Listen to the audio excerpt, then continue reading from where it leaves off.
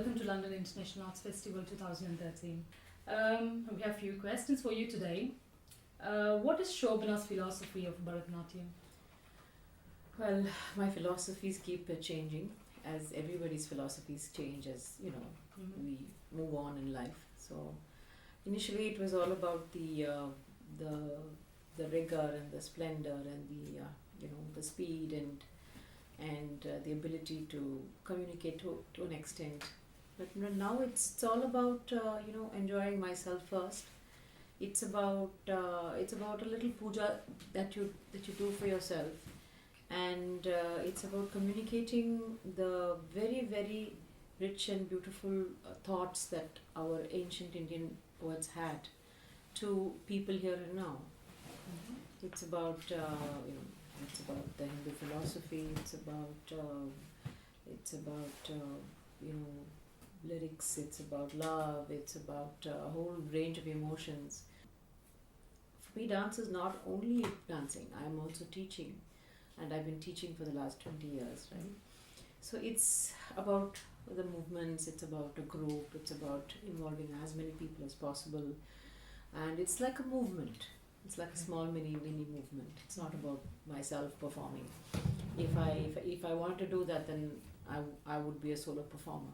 And what brought you to Bharatanatyam, and what was your initial inspiration?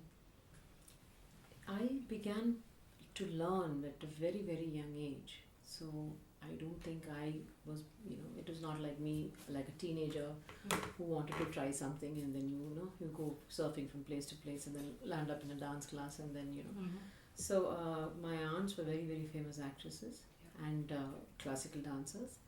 So it was a proper thing for my mother to also put me in a dance class. I was very young and I don't remember actually. In the Western world, for the kids who are born and brought up in this generation, there is a lot of fondness towards fast movement and various Western dances. But of late, we have observed that there is a lot of interest coming up to learn and appreciate a traditional art form, Bharatanatyam. And what are the measures taken by the senior artists like you to interest this generation? The thing is, it's not about you purposefully making an attempt to lure the kids. Now, I don't know about the Western world because I don't perform so much as my colleagues do. So I don't actually travel, and then I don't have whole workshops, and I don't have large schools, and I don't publicize and do stuff and interact with the community so much. But I have, as I said, my own dance school, and kids, whether they're in India or whether they're abroad, are all the same. Like you have Indian children who are very westernized. You have born and bred Indian children abroad who are very, very Indian also. So it's about the way the parents actually bring them up. And it's the same thing. A lot of parents put them in dance class, Bharatanatyam classes, so that they can mix and meet with people of their own kind. So it doesn't just happen to kids outside of India, it happens in India also. That's also the main reason why, that's how you do it. You put your 6-year-old child so that hopefully when she's 13 she develops an interest and she's out of mischief also. Sure. Right? So it's the same thing.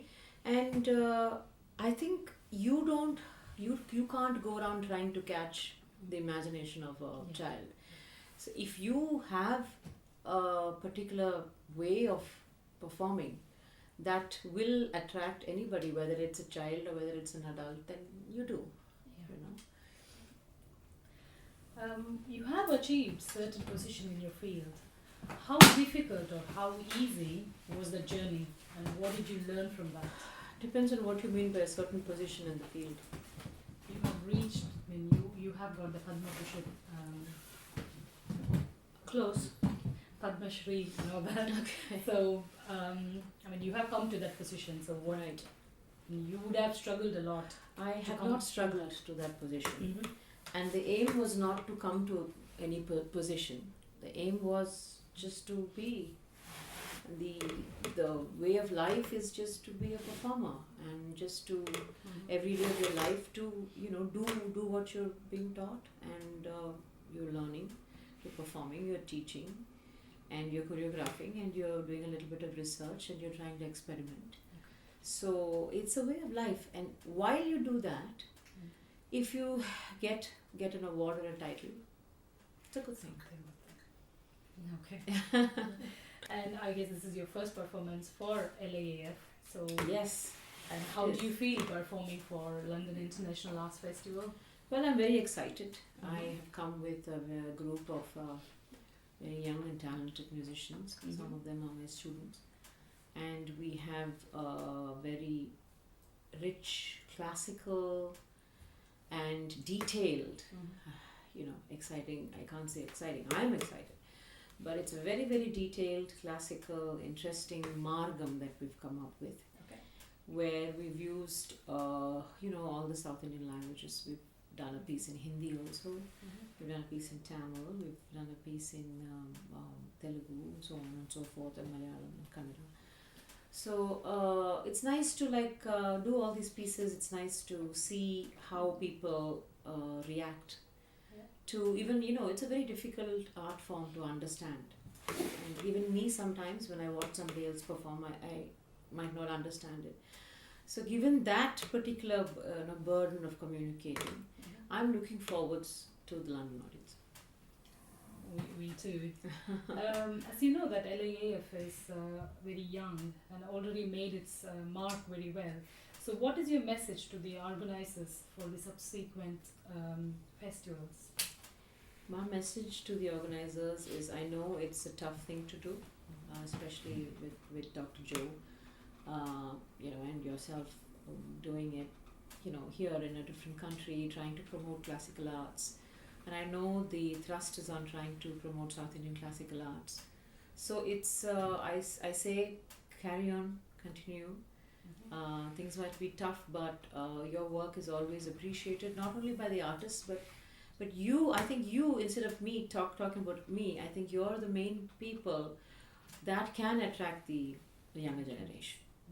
So I think you should just keep doing what you're doing. Any special message for your fans? I would say that I'm happy to be here, and I'd like my fans to come. In fact, on the flight, I had a lot of people coming up and saying, we're coming for the show. So that gives us a lot of motivation. And I hope to see you at the London International Arts Festival at Kenneth Moore Theatre on Deepavali.